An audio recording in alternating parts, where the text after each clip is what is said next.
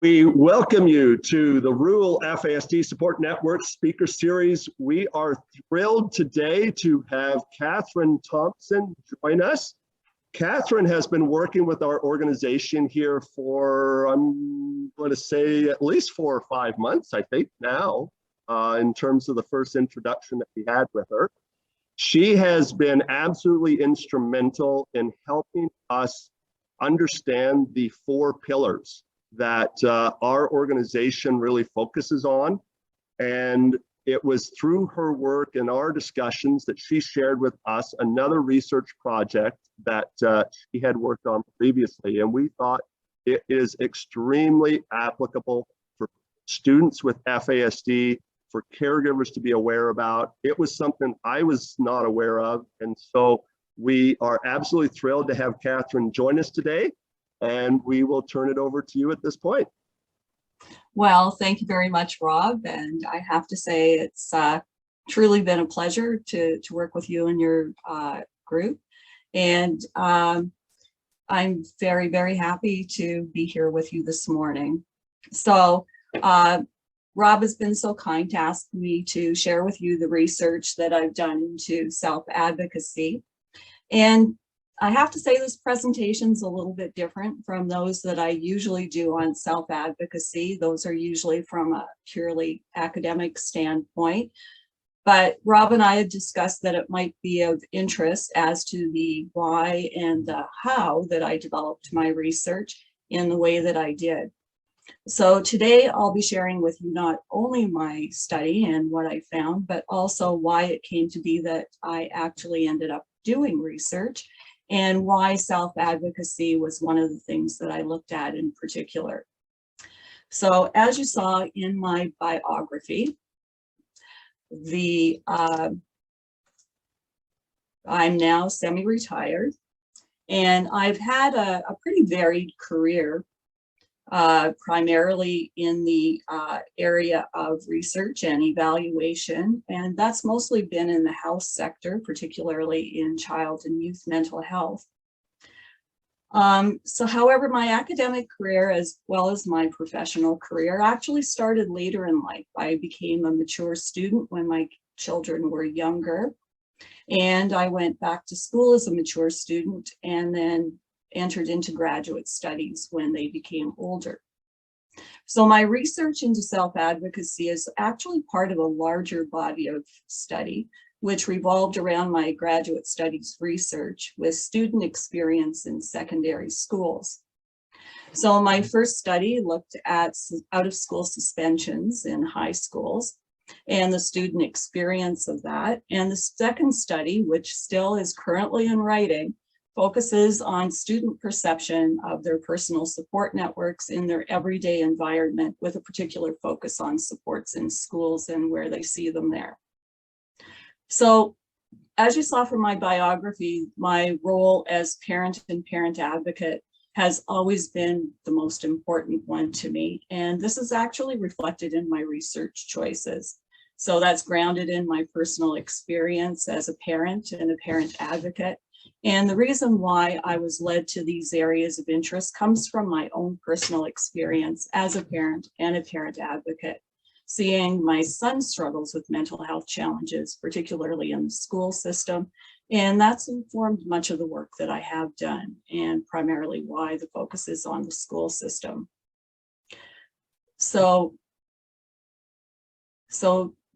In fact, my son was one of the main consultants in the development of my research, as well as the development of the self-advocacy efficacy scale. So unfortunately, he did pass away before the research was completed, but his memory and the memory of the challenges he faced are still pretty much in the background. So why this particular issue? And I have to say, it's always been particularly puzzling to me how I could see and interpret my son's challenges in one way, while it appeared to be perceived in an entirely different way by others. So some had seen him as lazy and unmotivated, while I saw a bright, sensitive, caring boy who was really struggling and increasingly more frustrated and depressed. So this disconnect between what one person sees as opposed to another person's perspective as you will see, drives the reasoning behind what I studied in my research. And that was to personally understand, but also address in some way this disconnect in perceptions. So ultimately, though, it became apparent that what was important was actually not my perspective, but what was the perspective of the student. So in light of this realization, questionnaires for these studies were developed to hopefully reveal the student experience and the student point of view. So why self-advocacy efficacy? So my research in self-advocacy and school resilience actually started with my very first research project. And that research involved a skill building exercise to help increase help-seeking behavior in the classroom. And this was a group of special education students in a grade 6 classroom that were given training and appropriately asking the classroom teacher for assistance during math lessons. So what I learned, beside the fact that grade 6 math is hard, and I don't really remember it being that hard when I was in grade 6, was that what comes naturally to some, that is in this case, the ability to ask for help, may not come naturally to others. So on the bright side, studies tell us that it's a skill that can be learned and developed at any age, that there are steps that one can learn to successfully ask for help. As well, not only is there learning to ask for help, it's necessary to learn to ask for help appropriately. So knowing what to say, how to say it, and when to say it. For instance, recognizing when the teacher has time available and not to interrupt when they are occupied with other things. So self-advocacy can be considered an extension of an extension of help seeking. So self-advocacy is commonly referred to as speaking up for yourself and the ability to communicate what your needs are. So it's a social interaction that requires self-awareness. That includes an understanding of one's own strengths and weaknesses, knowing what kinds of supports might help, and being able to communicate those needs to others. So social skills and communication skills. And at the higher level of this interaction, it's also being able to effectively communicate or negotiate one's own interests, desires, needs, and rights. So basically, self-advocacy is essentially 3 things: understanding their needs, strengths, and weaknesses, knowing what kind of supports might help, and communicating those needs, and to take that a step further, also being able to communicate beliefs and opinions to others. And these may be reflective of feelings. So the belief that they are not only listened to, but heard, as well as what they believe in, and that reflective of the expression of what they are feeling, is pretty important. And this is consistent with the definition that self-advocacy is an individual's ability to effectively convey, negotiate, or assert his or her own interests, desires, needs, and rights. I would imagine we can all think of scenarios both inside and outside of the classroom where these types of interactions do take place and are important. So the third underlying concept of self-advocacy efficacy in the scale is self-efficacy. And self-efficacy is a belief in one's ability to do something. So it focuses on how the individual perceives their own ability to achieve a specific task or goal. And according to Bandura, the father of self-efficacy, self-efficacy beliefs are developed and strengthened through experience and reflective thought. So more specifically, their belief on how well they do something comes from that experience of actually mastering that skill, seeing how others do it, and verbal and social encouragement and support. So as you can see, these 3 concepts form the foundation for the self-efficacy scale. So why measure it? Well, measuring something actually gives us the ability to see it. And it gives us that ability to see things that others might not otherwise see. So on terms of self-advocacy, we can break it down by item and see at what point of that social interaction of advocating for oneself it's positively reinforced or may present as a barrier. And the scale measures student perception of their ability to advocate for themselves.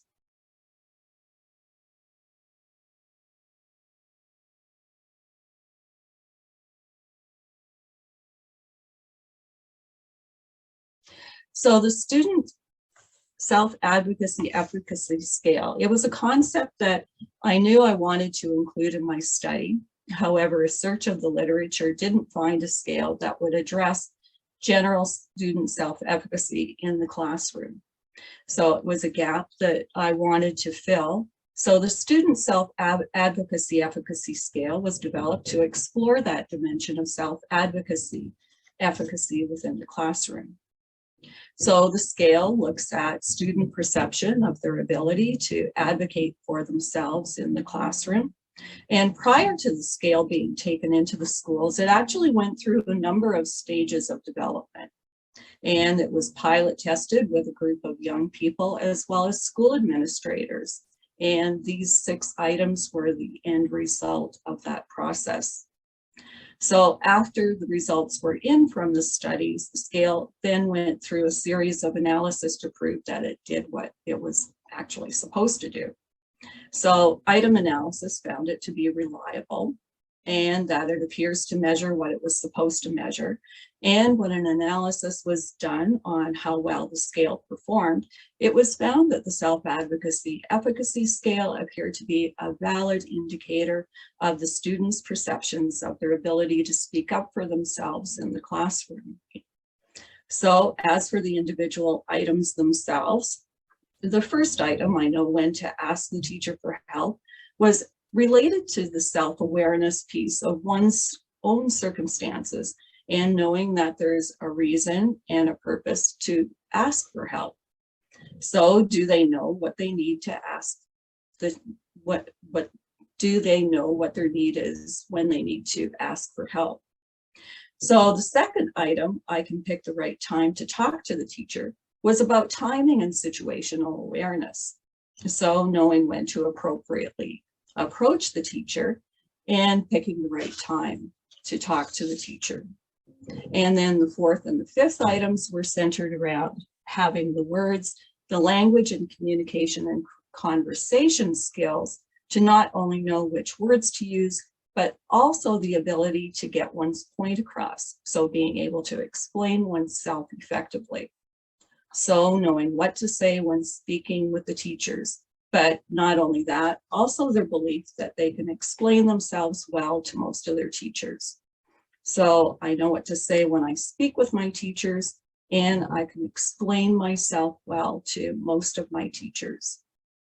And then the last 2 items are more of a reflection on the other side of the interaction. So we've covered the ability to speak up for oneself. And now the 5th item covers the other side of the equation, the belief that the student has been heard and listened to. So I can get my teachers to help me when I have a problem. And this is an acknowledgement that they believe that they've been heard, that it was effective by getting assistance. So do they think that they can have this support as a result of this interaction? And they can get the teacher to help them when they do have a problem. Then finally, the 6th item, I can successfully communicate my opinion to my teachers, addresses their belief that they can be heard when successfully communicating an opinion. And an opinion is more than just asking for assistance, but it's also an acknowledgement of their personal belief that may actually be reflective of their feelings. And when these are successfully accomplished, they speak to a positive reinforcement of behavior with a perception of positive interactions.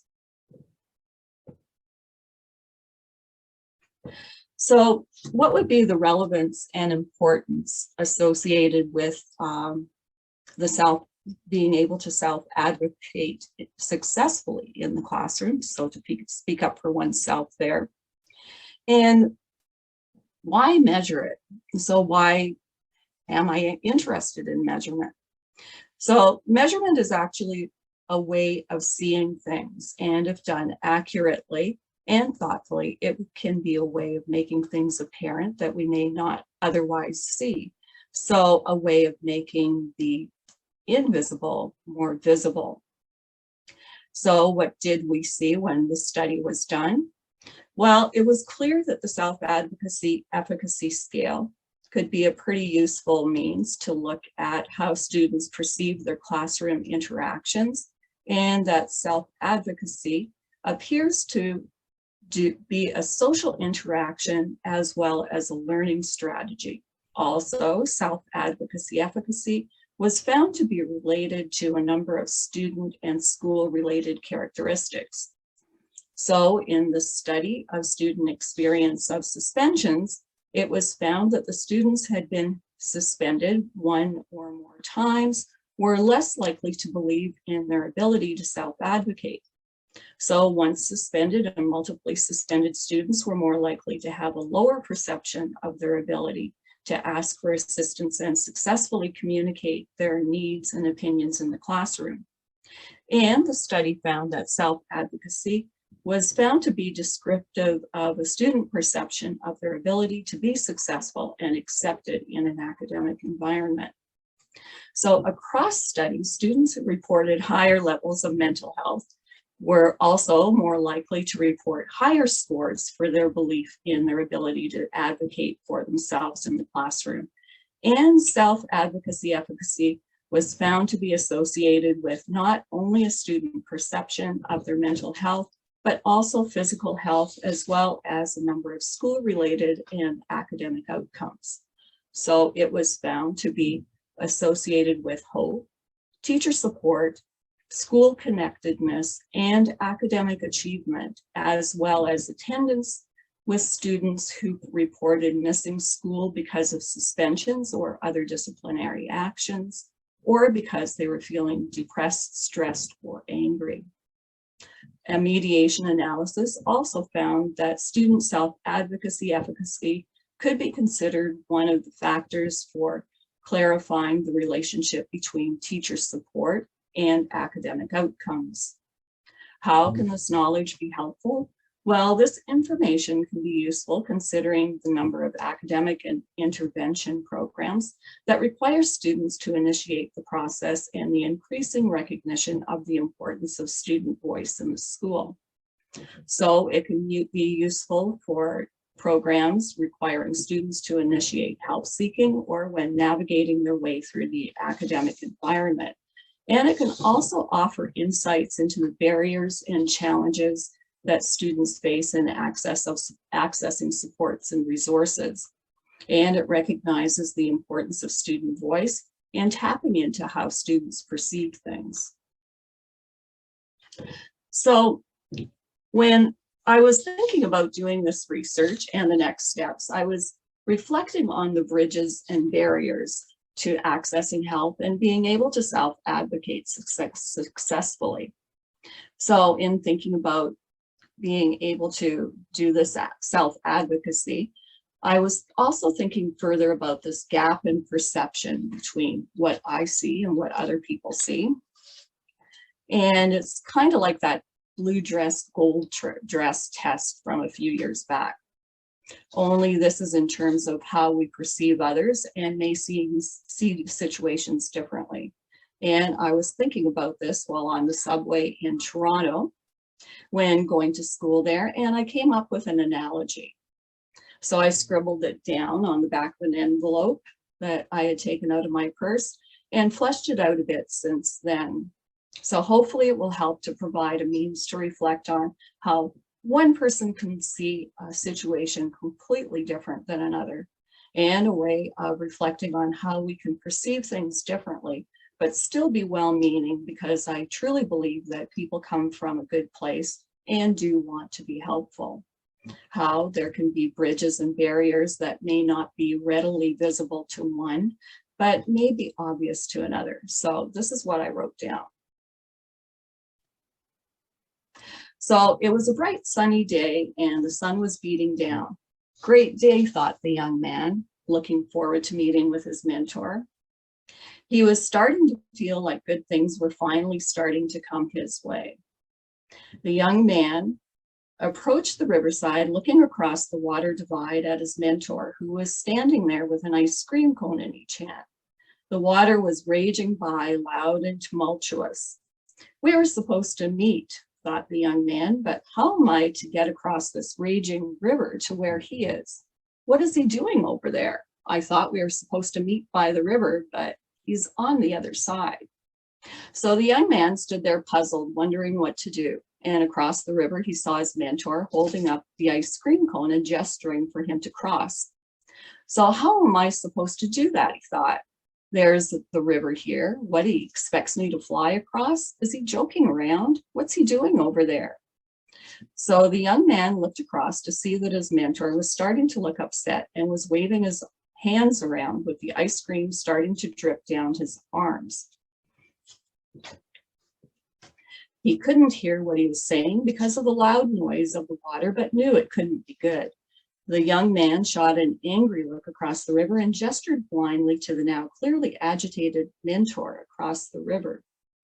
What does he want from me, he thought. How can he expect me to get across there? Then his mentor threw one of the ice cream cones away, looked to mutter something, and walked off, clearly upset.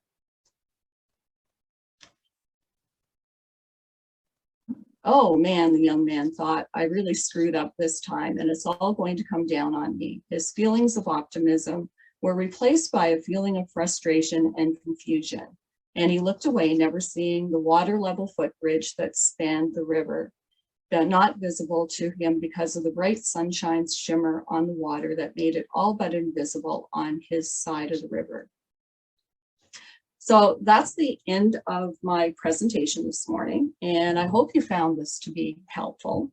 And it was a real pleasure to share this time with you this morning and to be able to share with you a bit about my research journey and how that has come to be focused on student experience and self-advocacy in particular, and why I have pursued this area of interest.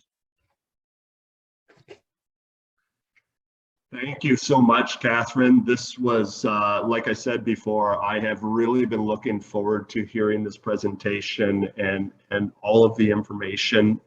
What you've shared with us here is just so incredibly valuable for really all of our kiddos and the folks that we have here in the organization. I know that even the folks that this is a topic of conversation that comes up a lot.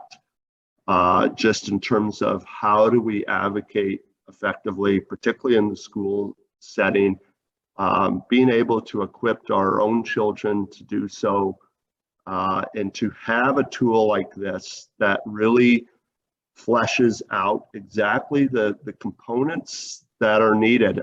When I looked at your presentation, the one that really jumped out the most for me is the way you broke down the three parts of the self-efficacy versus the self-advocacy versus the behaviors, and realizing that you have to have all three of those components in place in order to be able to really truly be effective and successful at your own self-advocacy. So this is wonderful. Thank you very much for joining us here today. And once again, to our audience, we are thankful and thrilled to have you join us. Once again, we will be back on next month. Next month, we are anticipating Dana and Carol from the Ontario Health Council will be joining us and releasing the caregiver guide related to transitional planning. So we hope to see you next month for that presentation as well. Well, thank you very much, Rob.